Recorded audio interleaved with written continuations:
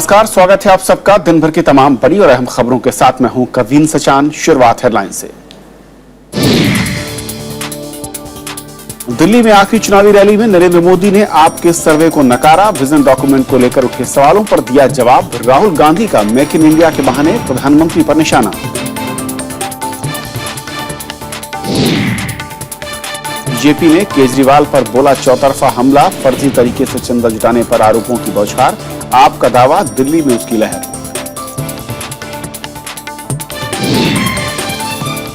CPM ने कहा सांप्रदायिकता देश के लिए बड़ी चुनौती। मुकाबले के लिए कांग्रेस का साथ मंजूर। राजनीतिक प्रस्ताव में वामपंथी एकता पर जोर।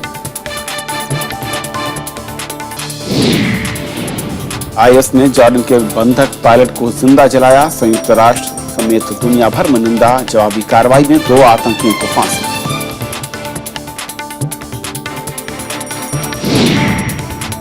और ताइवान में विमान हादसा, 22 लोगों की मौत, 21 लापता। राहत और बचाव का काम जारी।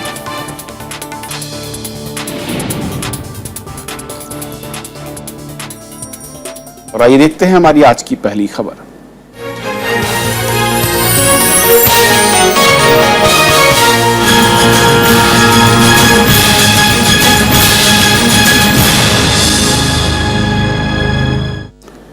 दिल्ली में चुनाव प्रचार का कल आखिरी दिन है और ऐसे में सभी पार्टियां अपनी पूरी ताकत लगा रही हैं। प्रधानमंत्री ने आज कांग्रेस और आम आदमी पार्टी पर जमकर हमला बोला और दिल्ली में स्थिरता और विकास के लिए वोट की अपील की।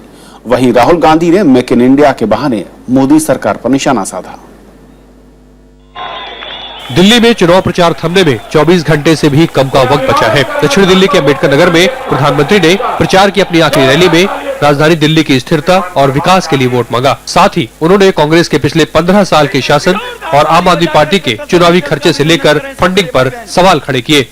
हमें 5 साल में 16 साल का गड्ढा भरना है। 16 साल की गलतियों को मिटा करके सही दिशा में दिल्ली को विकास की नई ऊंचाइयों पर ले जाना है। उधर कांग्रेस उपाध्यक्ष राहुल गांधी ने भी रैली और रोड शो किया। जहांगीरपुरी में राहुल ने दिल्ली में कांग्रेस सरकार के पिछले 15 साल के कामकाज को गिनाया। राहुल ने केंद्र सरकार की नीतियों पर हमला किया और मेक इन इंडिया अभियान के सहारे प्रधानमंत्री पर निशाना साधा। मोदी जी ने कहा कि मैं आप सबको रोजगार दूंगा। मेक इन इंडिया, करोड़ों रुपए मार्केटिंग में लगा दिए कि भैया make in India, make in India, make in India. आप मुझे बताओ, मेक इन इंडिया कुछ बना? कुछ बना? 10 लाख रुपए का सूट पहनते हैं, अखबार के लोग कहते हैं वो भी मेक इन इंडिया नहीं है, वो भी मेक इन यूके है। दिल्ली में मतदान का वक्त नजदीक आते आते राजनीतिक दलों का प्रचार जहां चरम पर है, वहीं राजनीतिक दल जनता से नए नए वादे भी कर रहे हैं। दिल्ली में 7 फरवरी को मतदान होगा और 10 फरवरी को चुनाव नतीजे आएंगे। प्रणब गोस्वामी के साथ विशाल दहिया, राज्यसभा टीवी। और दिल्ली की राजनीति और चुनाव प्रचार के आखिरी दौर पर और बातचीत करेंगे हमारे साथ वरिष्ठ पत्रकार नीरजा चौधरी। नीरजा, स्वागत है आपका।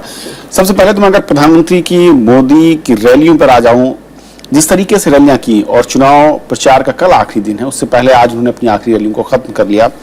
हमला आप पर भी था और कांग्रेस पार्टी पर भी। जिस तरीके से हमले हो रहे हैं, क्या आपको लग रहा है कि मुद्दों की बजाय जिन शब्दों का या फिर जो व्यक्तिगत हमले हो रहे हैं उसके सहारे वोटों को खींचने की इस बार कोशिश हो रही है बड़ी पार्टियों की?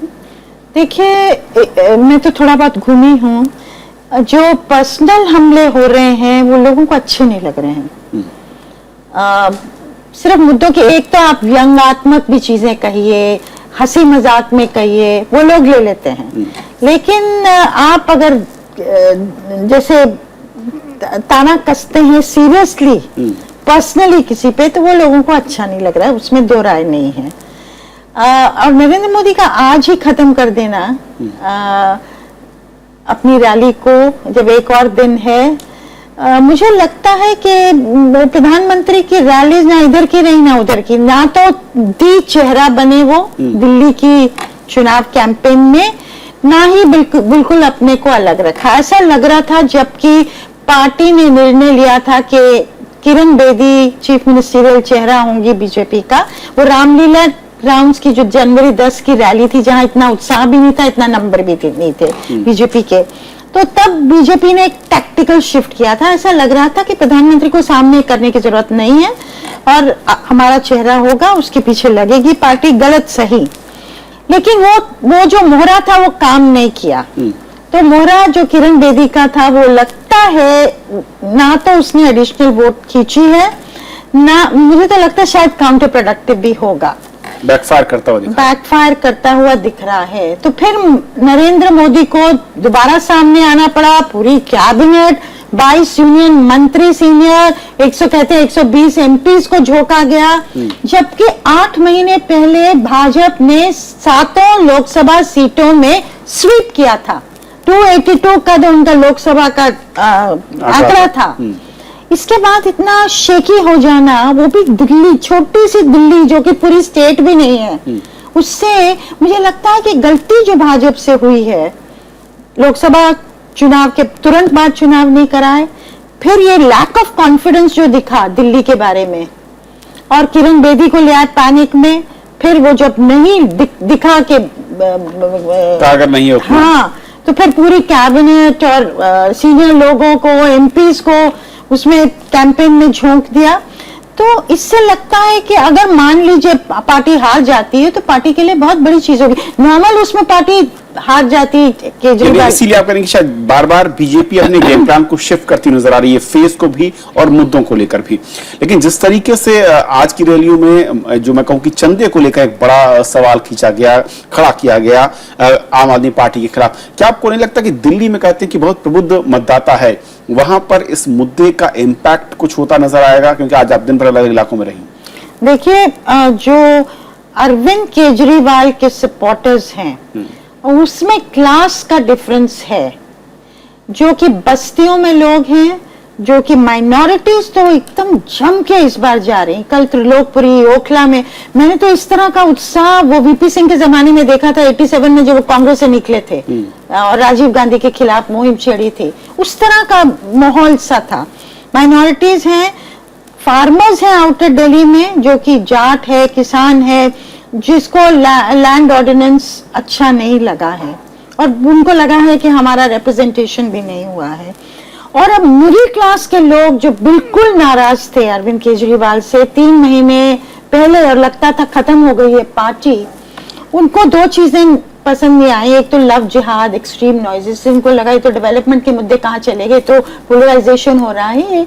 ये लोगों के घरों में जो बातचीत पिछले सप्ताहों में होती रही है, और वो लोग जो कहते हैं भाई ठीक है, इन्होंने माफी मांग ली, गलती की थी, चीफ मिनिस्टर वापस शिफ्ट होते नजर आ रहे हैं। हाँ, कुछ पूरा नहीं तबका शिफ्ट हो रहा है। लेकिन एक और जो नीरजा की वो है, कांग्रेस ने जिस तरीके से राहुल गांधी ने आज जो भाषण किया, वहां पर उन्होंने ये तक कहा कि हाँ, जयंती नटराजन का उन्होंने जिक्र किया, भले ही दिल्ली का चुनाव हो, ये सिर्फ दिखाने के लिए कि गरीबों के लिए, आदिवासियों के लिए अगर मुझे कहीं दखल देना पड़ रहा है या मैं किसी को बता रहा हूं तो उसमें पीछे नहीं रहूंगा। क्या वाकई पूरा का पूरा शिफ्ट इस बार कांग्रेस वही है, जो पुराना वोट बैंक है, किसी तरीके से उसको हासिल किया जाए? मुझे लगता है वो नहीं दिख रहा है, क्योंकि चुनाव बिल्कुल पोलराइज होता दिख रहा है। भाजपा बहुत टक्कर है, ऐसी बात नहीं है कि टक्कर नहीं, क्योंकि आज भी बीजेपी के पास अपना कमिटेड काडर है और अगले 2 दिनों में 7 तारीख से पहले वो आरएसएस का काडर, उनका अपना काडर वो सामने आएगा। ऐसा नहीं है कि उथल पुथल है पार्टी के अंदर, कोई एक तरफा लड़ाई नहीं, आप कहने की मुद्दों के आधार पर। लेकिन जो पिछले 4-5 दिन की हवा है वो आपकी तरफ बहती दिख रही है। जहां तक कांग्रेस का सवाल, अगर आप देखिए इस बार तो लगता है चुनाव में है ही नहीं, बहुत कम जगह है जहां की पोस्टर्स, होर्डिंग्स, इस तरह की चीजें हैं, और कहीं ना कहीं मुझे लगता है कांग्रेस स्क्वीज आउट होती दिख रही है इस लड़ाई में, और शायद फायदा दोनों पार्टियों को, बाकी चलिए देखना चुनाव प्रचार। फिलहाल ये आप कह रहे हैं कि जिस तरीके का माहौल उसे लग रहा है कि कांग्रेस उस तेजी के साथ या उतने मुखर होकर प्रचार में भी नजर नहीं आ रही। बहुत शुक्रिया इस पूरी बातचीत के लिए आपका। और ये थी हमारी आज की पहली खबर। छोटा सा ब्रेक के उस पार दिन भर की दूसरी बड़ी खबरें।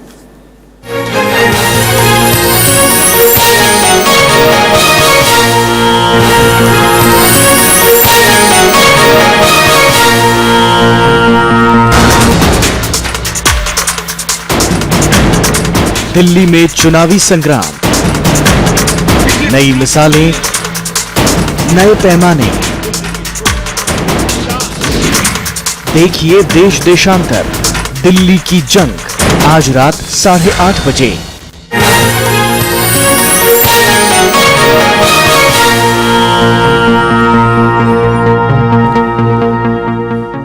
आम आदमी पार्टी ने दिल्ली के चुनावों में पार्टी को 70 में से 51 सीटें मिलने का दावा किया है। पार्टी ने आज अपना सर्वे जारी किया है, जिसमें दिल्ली में आम आदमी पार्टी की लहर होने का दावा किया गया।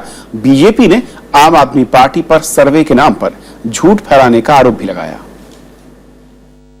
आम आदमी पार्टी के सर्वे में कहा गया है कि दिल्ली में अरविंद केजरीवाल और आम आदमी पार्टी ही लोगों की पहली पसंद है।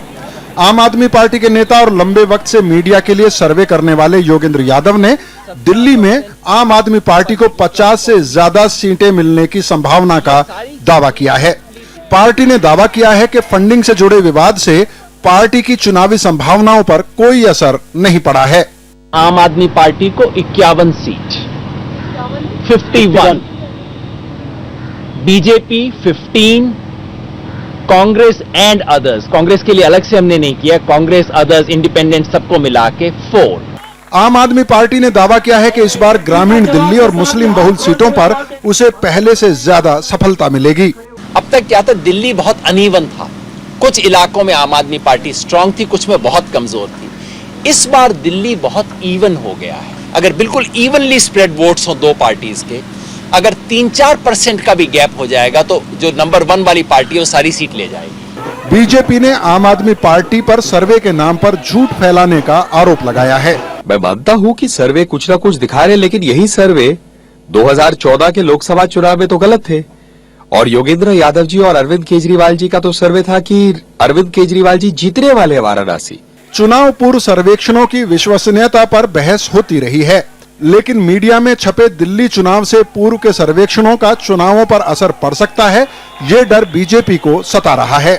इसका संकेत है कि स्वयं प्रधानमंत्री नरेंद्र मोदी ने अपनी चुनावी सभा में इन सर्वेक्षणों पर हमला बोला। श्याम सुंदर, राज्यसभा टीवी। राजनीतिक पार्टियों के चंदे को लेकर शुरू हुआ विवाद थमने का नाम नहीं ले रहा। बीजेपी और आम आदमी पार्टी के बीच चंदे में पारदर्शिता को लेकर रस्साकशी चल रही है, और ऐसे में देखते हैं कि आखिर क्या है चंदे को लेकर नियम और कायदे। लगातार दूसरे दिन वित्त मंत्री अरुण जेटली ने आम आदमी पार्टी के चंदे पर कई सवाल पूछे। ब्लॉग में उन्होंने कहा कि आम आदमी पार्टी ने सुनियोजित तरीके से हवाला के जरिए पैसा हासिल किया है। पार्टी ने केंद्रीय मंत्रियों को भी हमले के लिए मैदान में उतारा है। केंद्रीय संचार और सूचना तकनीक मंत्री रविशंकर प्रसाद ने आम आदमी पार्टी को आड़े हाथों लिया। The company is fictitious, the address is fictitious, and the gentleman director who is supposed to have given the money was found to be absent. Bank has given an account number, the income tax has given a PAN number, and registrar of companies has registered the companies. Are these three departments had done some due diligence? राजनीतिक पार्टियों को मिलने वाले चंदे को लेकर नियम बने हुए हैं। कंपनी अधिनियम की धारा 182 के मुताबिक कोई भी कंपनी पिछले 3 साल के मुनाफे का 7.5% ही चंदा दे सकती है। इसके 5 गुना 5 टाइम्स जो इनकी कंट्रीब्यूशन है वो कंपनी के ऊपर पेनल्टी लग सकती है, और जितने भी ऑफिसर्स इन डिफॉल्ट हैं, डायरेक्टर्स इन केसेस में या और कोई ऑफिसर्स, कंपनी सेक्रेटरीज वगैरह, उन सब के ऊपर 6 मंथ्स की लाइफ इम्प्रिजनमेंट और 5 times of the amount contributed का फाइन उनके ऊपर लग सकता है। ट्रस्ट के ऊपर कुछ रेगुलेशंस लगाए गए हैं आपसे कि जो ट्रस्ट है उनको जो कंट्रीब्यूशंस मिलते हैं 1 साल में, वो उन्हें उसी साल के अंदर में डोनेट करने होते हैं। उसकी रिपोर्टिंग वगैरह और उससे रिलेटेड टैक्स बेनिफिट्स का जो प्रोसेस है उसे ट्रांसपेरेंट बनाने के लिए CBDT की ये गाइडलाइंस है। बट ये सिर्फ गाइडलाइंस कंट्रीब्यूटर्स पे है, रेसिपिएंट्स के लिए नहीं है। जन प्रतिनिधित्व कानून 1951 की धारा 29C के मुताबिक पार्टियों को 20,000 रुपए से ज्यादा चंदा मिलने पर दानदाताओं का विवरण चुनाव आयोग को सौंपना होता है। लेकिन एक गैर सरकारी रिपोर्ट के मुताबिक राजनीतिक पार्टियों ने मिलने वाले चंदे का 75% का स्रोत अज्ञात बताया है। BJP, Congress, NCP, Samajwadi party, JDU और लोक जनशक्ति पार्टी सहित कई दलों ने 2009-10 और 2010-11 के विवरण अब तक सार्वजनिक नहीं किए हैं। दूसरी रिपोर्ट के मुताबिक 2013-14 में राजनीतिक पार्टियों को 90% चंदा कॉरपोरेट और कारोबारी घरानों से मिले। हालांकि चुनाव आयोग ने सभी पार्टियों को इसके लिए दिशा निर्देश जारी किया है, लेकिन इसे कानूनी जामा पहनाने के लिए कुछ संशोधनों की दरकार है। कृति मिश्रा के साथ रविंद्र सिंह चौरान, राज्यसभा टीवी। केंद्रीय वाणिज्य मंत्री निर्मला सीतारमण ने आम आदमी पार्टी को मिले चंदे पर फिर से कई सवाल खड़े किए। उन्होंने आरोप लगाया कि आम आदमी पार्टी ने चंदा हासिल करने के बदले एसकेएन नाम की कंपनी को टैक्स में छूट का फायदा पहुंचाने की कोशिश की। आपके ऊपर ये जिम्मेदारी जरूर है कि जनता को मन में रखते हुए आप जवाब दो। आपके पॉलिटिकल अफेयर्स कमेटी में ये 2 करोड़ का क्लियरेंस कैसे हुई? अब मैं ये भी जोड़ रही हूं, वो डायरेक्टर्स भी एसकेएन के डायरेक्टर्स थे, क्या उसमें क्विड प्रो को कुछ था क्या? जवाब देना सबके लिए अच्छा है। चुनाव आयोग ने दिल्ली विधानसभा चुनावों के दौरान ईवीएम मशीनों में गड़बड़ी की आशंका को खारिज किया है। आम आदमी पार्टी के संयोजक अरविंद केजरीवाल ने आज चुनाव आयोग से मिलकर इस बारे में आशंका जाहिर की थी। उधर कांग्रेस ने भी चुनावों के दौरान बाहरी लोगों की ओर से गड़बड़ी फैलाने से जुड़ी शिकायत चुनाव आयोग से की है। आम आदमी पार्टी को दिल्ली चुनाव में ईवीएम मशीनों में गड़बड़ी की आशंका सता रही है। यही वजह है कि लगातार दूसरी बार इसी मुद्दे पर केजरीवाल चुनाव आयोग पहुंचे। हालांकि चुनाव आयोग ने साफ किया कि ईवीएम मशीनों में गड़बड़ी संभव नहीं है। उनसे हमने बात की थी और उन्होंने कहा कि मशीनों को लेके जो भी संदेह है, मशीनों को टैंपर बिल्कुल नहीं किया जा सकता उन्होंने कहा, और कुछ टेक्निकल ऑब्जेक्शंस हो सकती हैं, वो तो कहीं भी पॉसिबल है। कुछ फिजिकल डैमेज हो सकते हैं मशीनों को, और ऐसी मशीनों को चेंज किया जा रहा है। चुनाव आयोग ने आम आदमी पार्टी की उस अपील को भी खारिज कर दिया जिसमें केजरीवाल ने ईवीएम मशीनों के बारे में जागरूकता वाले पोस्टर पोलिंग बूथों पर लगाने की अनुमति मांगी थी। इसके अलावा चुनाव में बाहरी लोगों की ओर से गड़बड़ी की आशंका को लेकर कांग्रेस भी बुधवार को चुनाव आयोग पहुंची। ऐसे लोगों के खिलाफ सख्त कार्रवाई की जानी चाहिए। जो गेस्ट हाउसेज या होटल्स ऐसे हैं उन पे सब जगह उनका छानबीन होनी चाहिए। देखना चाहिए कि कौन लोग हैं जो नॉन रेजिडेंट है, नॉन वोटर्स हैं। हाँ, उन सबको देख के उनको दिल्ली से बाहर करना चाहिए।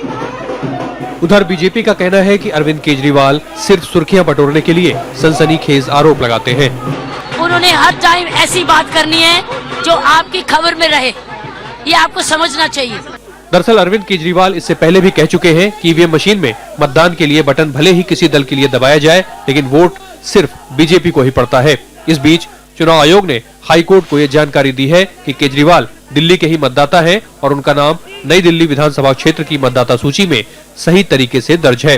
कांग्रेस नेता किरण वालिया और एक एनजीओ की ओर से याचिका में यह सवाल उठाया गया था कि उत्तर प्रदेश के निवासी होने के बाद केजरीवाल भला नई दिल्ली विधानसभा सीट से चुनाव कैसे लड़ सकते हैं। विपिन चौहान, राज्यसभा टीवी। सीपीएम ने कहा है कि वो सांप्रदायिकता से लड़ने के लिए कांग्रेस का हाथ मिलाने को भी तैयार है, लेकिन वो किसी तरह के चुनावी तालमेल नहीं करेगी। 21वीं पार्टी कांग्रेस के लिए जारी राजनीतिक प्रस्ताव में सीपीएम ने सांप्रदायिकता को मुख्य चुनौती माना है। राजनीतिक प्रस्ताव में वामपंथी और लोकतांत्रिक दलों की एकता पर जोर दिया गया है। सीपीएम का कहना है कि नरेंद्र मोदी सरकार आने के बाद देश में सांप्रदायिक घटनाएं बढ़ी हैं। पार्टी के राजनीतिक प्रस्ताव में कहा गया है कि लोकसभा चुनाव में बीजेपी को पूर्ण बहुमत मिलने के बाद से हिंदूवादी संगठन आक्रामक हुए हैं। पार्टी ने कहा है कि वो नव उदारवादी आर्थिक नीतियों से लड़ेगी, लेकिन सांप्रदायिकता से लड़ना उसके एजेंडे में सबसे ऊपर होगा। इसके लिए वो कांग्रेस पार्टी का साथ लेने से भी परहेज नहीं करेगी। If attack on democracy, we will join hands with anyone. And we have said here, in the fight against communalism, we will work for the broadest mobilization of all secular democratic forces. CPM ने पश्चिम बंगाल में तृणमूल कांग्रेस पर हिंसा फैलाने का आरोप लगाया है। Party का कहना है कि वो तृणमूल कांग्रेस के साथ बीजेपी का भी मुकाबला करेगी। As far as the BJP is concerned in West Bengal, our party and the left front is conscious of the efforts being made by the BJP to penetrate and gain ground in West Bengal. इसी साल अप्रैल महीने में CPM की party Congress होगी, जिसमें इस राजनीतिक प्रस्ताव को अनुमोदन के लिए पेश किया जाएगा।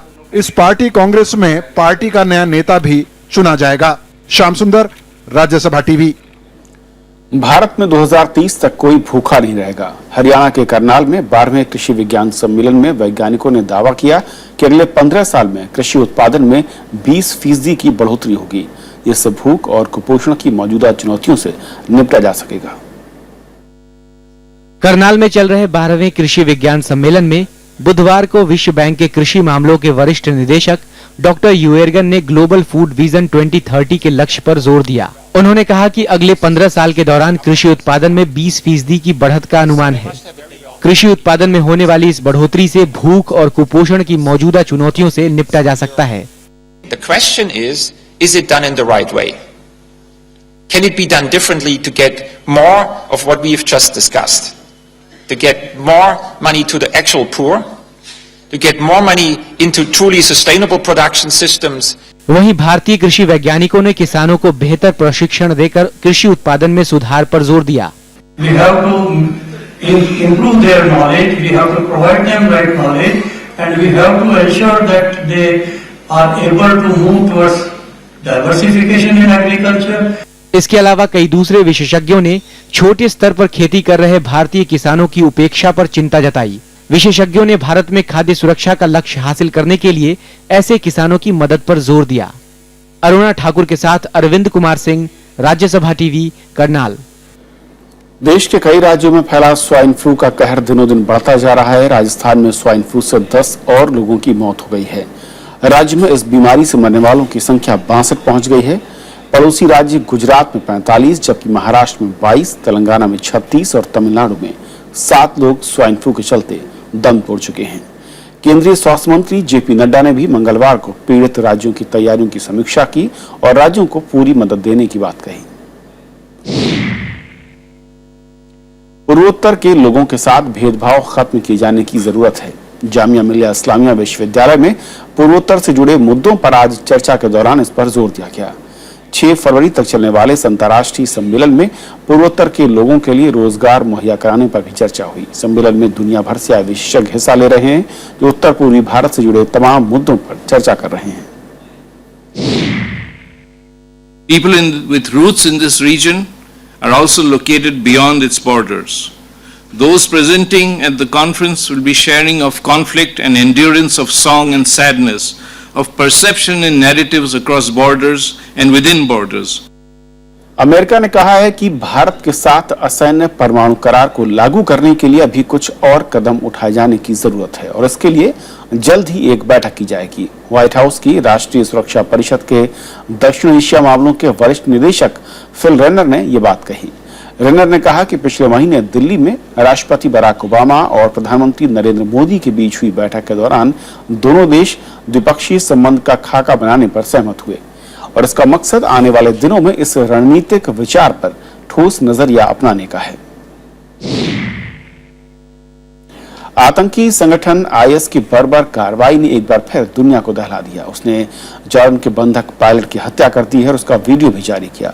जवाबी कार्रवाई में जॉर्डन ने 2 आतंकवादियों को फांसी दे दी। जॉर्डन के किंग अब्दुल्ला ने अपनी अमेरिका यात्रा को बीच में छोड़कर वो स्वदेश लौट आए हैं। उन्होंने देश के लोगों से एकजुट रहने की अपील की है। इस बर्बर कार्रवाई की संयुक्त राष्ट्र समेत दुनिया भर में निंदा हो रही है। जॉर्डन के पायलट मुआज अल कसासबेह की हत्या पर वहां काफी रोष है।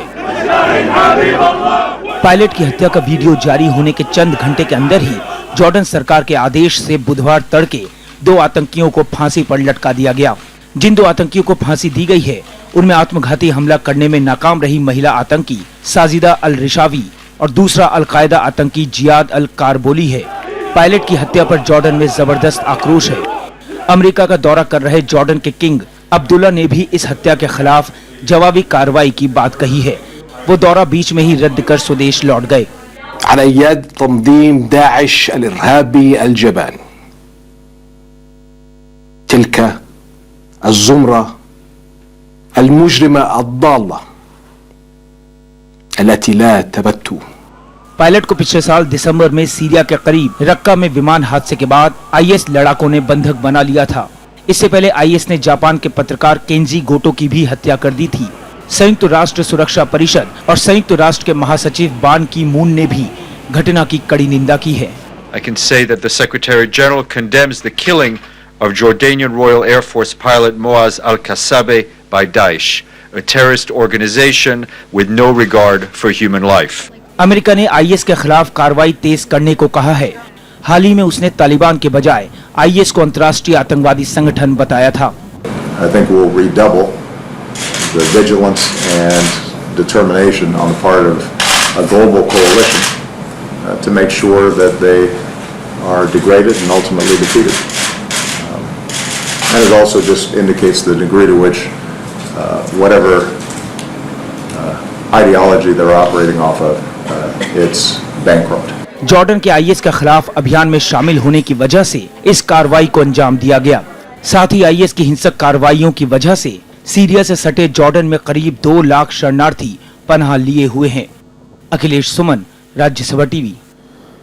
ताइवान की राजधानी ताइपे में आज एक विमान हादसे में 22 लोगों की मौत हो गई, जबकि 21 लोग अब भी लापता हैं। बचाव दल ने 15 लोगों को बचा लिया है, लेकिन घायल होने की वजह से उन्हें अस्पताल में एडमिट कराना पड़ा। विमान में चालक दल समेत सवार कुल 58 लोगों में से 31 चीन के नागरिक थे। ट्रांसएशिया का विमान ताइपे से उड़ान भरने के तुरंत बाद दुर्घटनाग्रस्त होकर नदी में जा गिरा।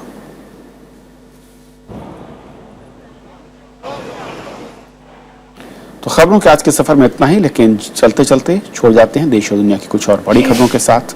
नमस्कार। दिल्ली चुनाव से ठीक पहले मार्क्सवादी कम्युनिस्ट पार्टी ने आम आदमी पार्टी को समर्थन देने का ऐलान किया है। पार्टी महासचिव प्रकाश करात ने आज कहा कि कांग्रेस बीजेपी को सत्ता में आने से रोकने के लिए हमारी पार्टी ने ये फैसला लिया है। गुवाहाटी हाईकोर्ट के आदेश के बाद नागालैंड विधानसभा के स्पीकर ने अयोग्य करार दिए गए 3 विधायकों की सदस्यता बहाल कर दी है। एनसीपी के ये विधायक पिछले साल जून में बीजेपी में शामिल हो गए थे, जिसके बाद उन्हें अगस्त में अयोग्य करार दे दिया गया था। एनआईए ने पश्चिम बंगाल के बहरामपुर में बर्दवान धमाकों से जुड़े एक आरोपी को गिरफ्तार किया है। आरोपी मुफज्जिल हक को धमाकों के मास्टरमाइंड शेख रहमतुल्लाह का सहयोगी माना जा रहा है। बर्दवान धमाकों में अब तक 17 गिरफ्तारियां हो चुकी हैं। न्यूयॉर्क में एक ट्रेन हादसे में 7 लोगों की मौत हो गई, जबकि 12 लोग गंभीर रूप से घायल हो गए। मंगलवार शाम यात्रियों से भरी ट्रेन एक कार से टकरा गई, जिसके बाद धमाके के साथ कार में आग लग गई। भारतीय शेयर बाजार में आज लगातार चौथे दिन गिरावट दर्ज की गई। बुधवार को कारोबार खत्म होने पर बीएसई का सेंसेक्स 117 अंक गिरकर 28,883 के स्तर पर बंद हुआ, जबकि निफ्टी 33 अंक लुढ़क कर 8,724 अंक पर बंद हुआ। 35वें राष्ट्रीय खेलों के चौथे दिन सर्विस की टीम 18 स्वर्ण पदकों के साथ पहले स्थान पर है। हरियाणा 15 स्वर्ण के साथ दूसरे और महाराष्ट्र 10 स्वर्ण पदकों के साथ तीसरे स्थान पर काबिज है। मेजबान केरल 6 स्वर्ण पदकों के साथ चौथे स्थान पर है।